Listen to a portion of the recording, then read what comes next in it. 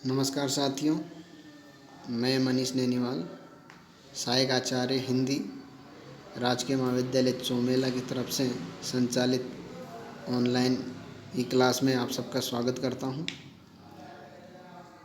आज हम चर्चा करने जा रहे हैं मैथिली शरण गुप्त जी की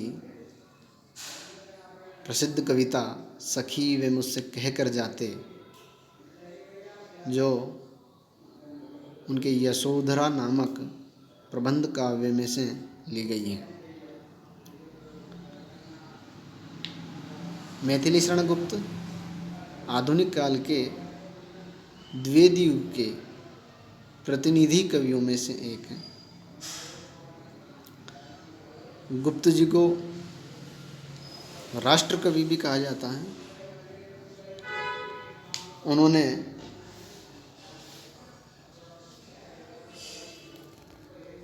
कई काव्य रचनाएं की। इनमें से प्रसिद्ध रचना यशोधरा, जो 1933 में लिखी थी, इस रचना में से 5वां और 6ठा भाग स्नातक तृतीय वर्ष के हिंदी पाठ्यक्रम में लिया गया है। यशोधरा का 5वां भाग है सखी वे मुझसे कहकर जाते के नाम से, जिसमें यशोधरा की विरह व्यथा को अभिव्यंजना दी गई है।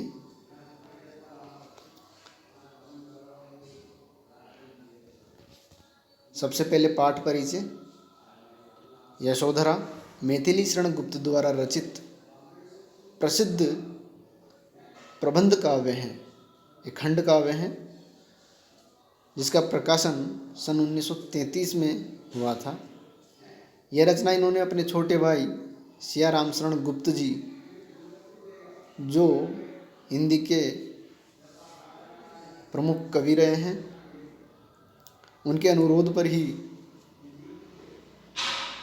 यह पुस्तक लिखी थी। यशोधरा महाकाव्य में गौतम बुद्ध के गृह त्याग की कहानी को केंद्र में रखकर यह काव्य रचना की गई है। यानी गौतम बुद्ध के गृह त्याग की कहानी यशोधरा काव्य रचना में ली गई है। इसमें गौतम बुद्ध की पत्नी यशोधरा, यानी यशोधरा गौतम बुद्ध की पत्नी है, और जब गौतम बुद्ध गृह त्याग करके यशोधरा को छोड़ करके सिद्धियां प्राप्त करने के लिए चले जाते हैं,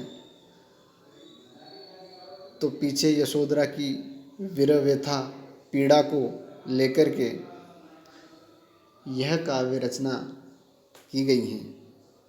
यानी इस काव्य में यशोधरा की विरहजन्य पीड़ा को विशेष रूप से महत्व दिया गया है।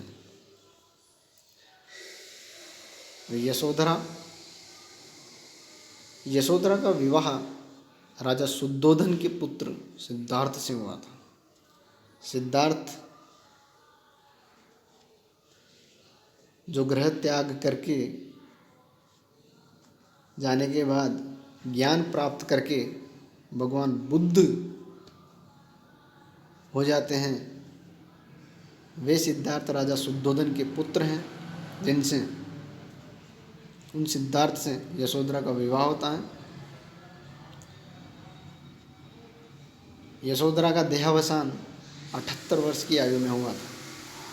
साकेत की प्रेरणा स्वरूप यशोधरा का सृजन किया गया। यानी इससे पहले साकेत की रचना, जो साकेत एक महाकाव्य है, उसकी रचना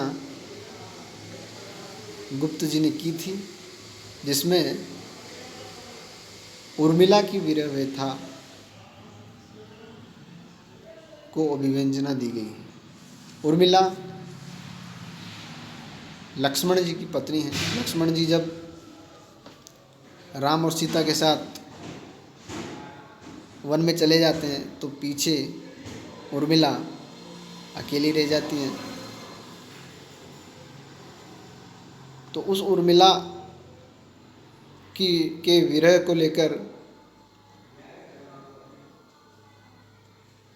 साकेत की रचना गुप्त जी ने की है। साकेत में पूरी राम कथा को लेकर रचना की गई। गुप्त जी नारी पात्रों को लेकर, उन नारी पात्रों को जो अब तक साहित्य और कवियों की दृष्टि से उपेक्षिता रहीं, ऐसी नारी पात्रों को लेकर इन्होंने काव्य रचनाएं की, जिनमें प्रसिद्ध साकेत महाकाव्य जो उर्मिला की वीर व्यथा पर है, और उसके बाद इन्होंने यशोधरा को लेकर यशोधरा नामक खंड काव्य लिखा। यशोधरा अधिक परिपक्व और प्रौढ़ रचना है, क्योंकि इससे पहले इन्होंने साकेत की रचना कर दी थी, जिसमें वीर व्यथा, उर्मिला की वीर व्यथा का वर्णन था। इसके बाद यशोधरा की रचना की, और यशोधरा में इनकी अधिक परिपक्वता और प्रौढ़ता देखने को मिलती हैं। गुप्त जी का मानना था कि समाज, देश और राष्ट्रीय चेतना का विकास तभी हो सकता है जब युग युग से प्रताड़ित भारतीय नारी को नवीन, उज्जवल और सशक्त रूप में देखा और चित्रित किया जाएगा। सखी वे मुझसे कहकर जाते हैं, इसका 5वां भाग, ये 5वां भाग है यशोधरा खंड काव्य का, सखी वे मुझसे कहकर जाते नाम से। यानी जब सिद्धार्थ यानी गौतम बुद्ध यशोधरा को छोड़कर चले जाते हैं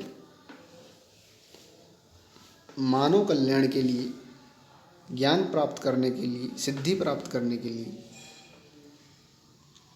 तो पीछे यशोधरा विरह व्यथित रहती हैं और अपनी पीड़ा को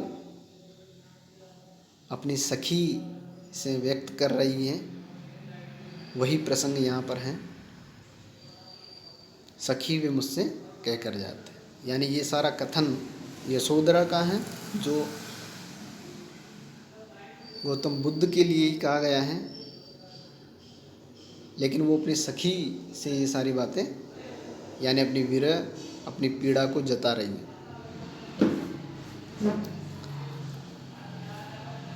तो व्याख्या शुरू करते हैं। सिद्धि हेतु स्वामी गए, यह गौरव की बात, पर चोरी चोरी गए, यही बड़ा व्याघात। सखी वे मुझसे कहकर जाते, कह तो क्या मुझको वे पथ बाधा ही पाते। यानी यहाँ यशोधरा अपनी सखी से कह रही हैं कि मेरे स्वामी यानी बुद्ध सिद्धि के लिए गए हैं, यह तो बड़े गौरव की बात है, अच्छी बात है, पर चोरी चोरी गए, यानी मुझे कहकर नहीं गए हैं, बिना कहे ही मुझे छोड़ के चले गए, यही बड़ा व्याघात है। व्याघात यानी ये बहुत दुख की बात है, ये एक प्रकार की मार है, ये प्रहार है एक प्रकार का मेरे लिए, कि वो मुझे बिना बताए चुपचाप चोरी चोरी चले गए हैं। सखी वे मुझसे कह कर जाते तो क्या मैं उनकी पगबाधा बनती, यानी उनके पथ बाधा यानी उनके मार्ग की बाधा क्या मैं बनती। मुझको बहुत उन्होंने माना, फिर भी क्या पूरा पहचाना। मैंने मुख्य उसी को जाना, जो वे मन में लाते, सखी वे मुझसे कह कर जाते। उन्होंने मुझे बड़ा मान दिया, मेरा बड़ा सम्मान वो रखते थे, फिर भी क्या उन्होंने मुझे पूरा पहचान लिया, क्योंकि वो इन्हें बिना बताए चले जाते हैं, इसीलिए ये ऐसा कह रही हैं। मैंने उसी को मुख्य जाना जो वो मन में लाते, जो बात वो मन में लाते थे या जो बात उनके मन की होती थी, मैं उसी को प्रमुखता देती रही हूँ, यानी उनकी बात को कभी टालती नहीं हूँ।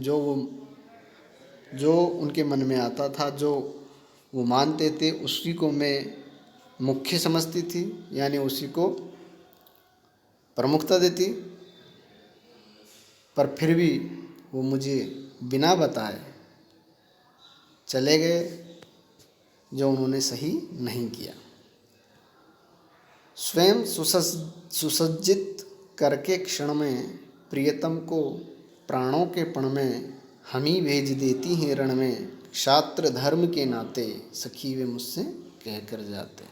क्षात्र धर्म, क्षत्रिय धर्म, यानी यहाँ क्षत्रिय धर्म ये रहा है कि यहाँ की नारियाँ युद्ध क्षेत्र में जाने वाले अपने पति को स्वयं ही सुसज्जित करके, युद्ध के लिए तैयार करके, तिलक लगाकर युद्ध स्थल में भेजती हैं। ये यहाँ का क्षत्रिय धर्म रहा है। उसी संबंध में यशोधरा कह रही है कि हम स्वयं, हम नारियां ही अपने पतियों को, अपने पति को प्राणों के पण में यानी युद्ध में भेज देती हैं, रण में हम उन्हें भेज देती हैं, स्वयं ही उनको सुसज्जित करके, उनको तैयार करके, तिलक लगा के। ये हमारा क्षत्राणियों का धर्म रहा है। सखी वे मुझसे कह कर जाते। जब हम इतना कर सकती हैं तो क्या इतनी सी बात को मैं सहन नहीं कर पाती कि वे मुझे कह के चले जाते। हुआ न यह भी भाग्य अभागा, किस पर विफल गर्व अब जागा, जिसने अपनाया था त्यागा, रहे स्मरण ही आते, सखी वे मुझसे कह कर जाते। हुआ न यह भी भाग्य अभागा, भाग्य यानी सौभाग्य, सौभाग्यवती वही होती है जिसका पति हो, उसके साथ रहें, वो सौभाग्यशाली हैं। लेकिन यहाँ यशोधरा अपने भाग्य को भी अभागा कह रही है, क्योंकि उनके पति उनको छोड़ के चले गए हैं। किस पर विफल गर्व अब जाएगा, इसलिए अब मैं किस पर गर्व करूं। मेरा जो सौभाग्य था यानी मेरा पति, वो तो मुझे छोड़ के चले गए हैं, अब मैं किस पर गर्व करूं, यानी मेरा गर्व करना भी विफल है। जिसने अपनाया था त्यागा, जिन्होंने मुझे अपनाया था, अपनी अर्धांगिनी बनाया था, उन्होंने तो मुझे त्याग दिया है, वो मुझे छोड़ के चले गए हैं, इसलिए अब वे मुझे स्मरण ही आते रहते हैं, वो मुझे याद आते रहते हैं। सखी अगर वे मुझे कह कर जाते तो मैं उन्हें नहीं रोकती। आगे हैं, नयन उन्हें हैं निष्ठुर कहते, पर इनसे जो आंसू बहते, सदैव हृदय वे कैसे सहते, गए तरस ही खाते, सखी वे मुझसे कह कर जाते। नयन यानी मेरे नेत्र उन्हें निष्ठुर कहते हैं, निष्ठुर निर्दय कहते हैं कि वे निर्दय हैं। क्यों कहते हैं? क्योंकि उन्होंने बिना बताए, बिना यशोधरा को कहे वो छोड़ के चले गए, इसलिए नयन उन्हें निष्ठुर कहते हैं। पर इन्हीं नयनों से जो आंसू बहते हैं, इन्हीं नेत्रों से जब आंसू बहते थे तो वे सदैव हृदय, दयालु हृदय वाले वे कैसे सहते, उन आंसुओं को कैसे सहन कर पाते, अर्थात वे यशोधरा के आंसुओं को कभी सह नहीं पाते थे। यानी यशोधरा को अगर कहकर जाते तो यशोधरा निश्चय ही आंसू बहाती, रोती, और इस बात को उसके पति सहन नहीं कर पाते।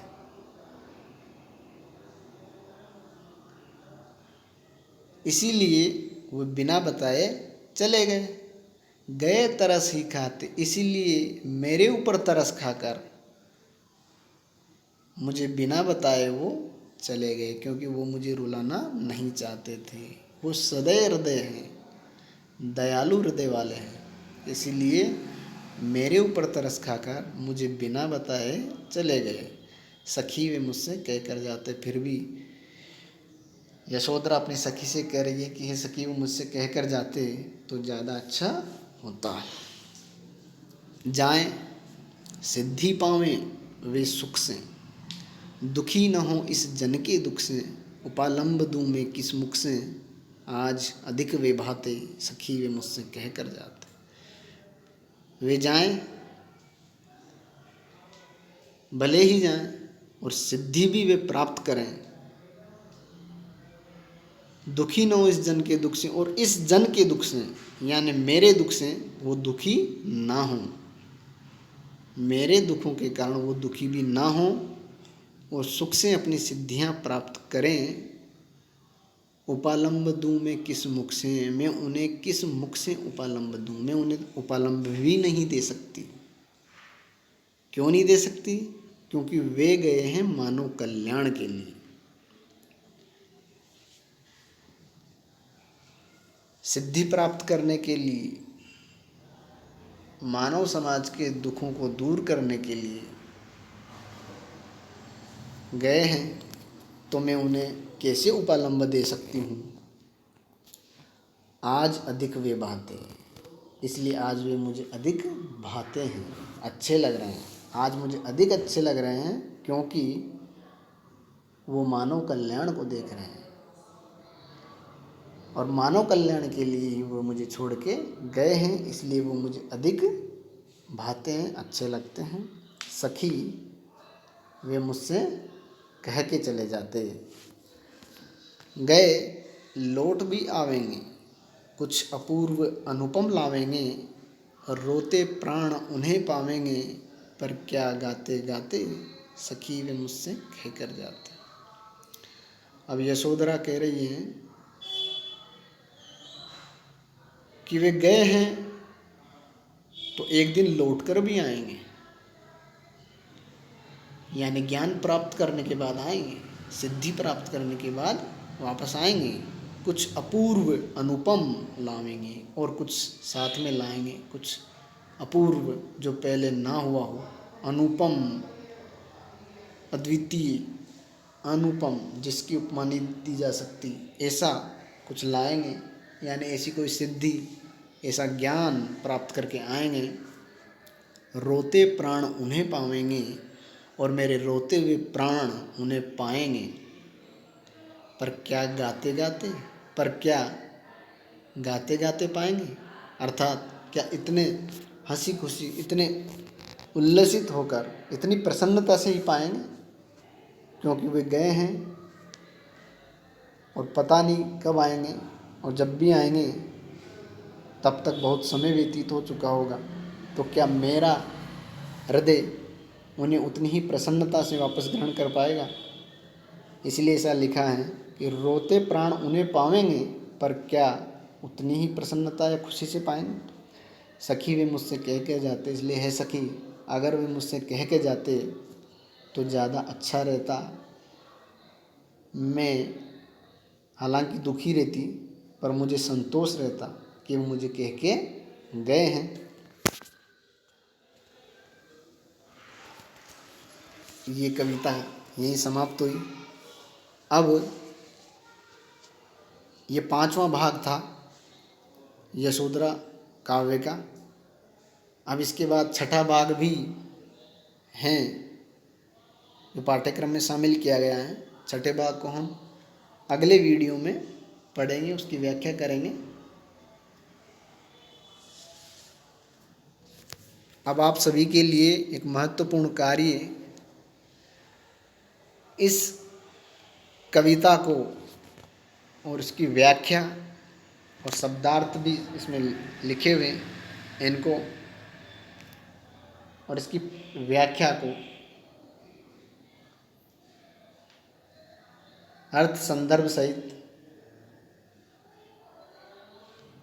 करना है आपको। धन्यवाद। जय हिंद।